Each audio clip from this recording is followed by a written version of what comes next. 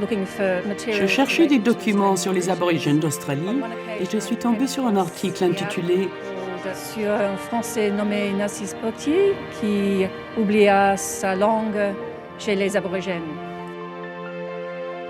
Nous avions une grand-mère qui était née Camille Louise Pelletier et elle était la nièce de Narcisse.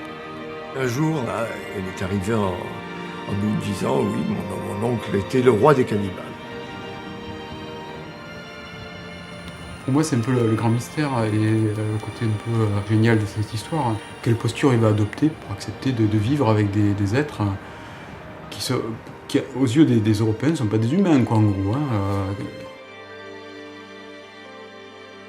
Je suis passé 2 fois dans les parages où le Saint-Paul a fait naufrage. J'étais second sur le Coriolis, un navire de recherche. Le Saint-Paul venant de Hong Kong, il y avait un violent courant parallèle à la côte et qui portait tout du long un courant de 3 à 4 nœuds. Je n'ai aucune idée pourquoi le capitaine et les autres l'ont abandonné. Ils ont dû penser qu'il était celui de trop pour que tous puissent survivre. Donc l'équipage a décidé de le sacrifier. Quelle cruauté.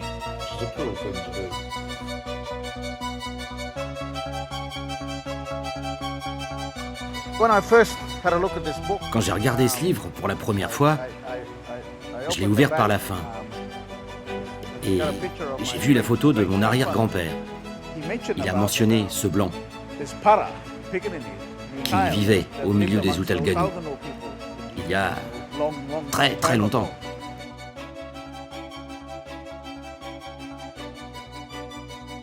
Et quand je vois l'écriture de ces lettres, elles sont hyper bien écrites, je pencherais plus pour un secrétariat.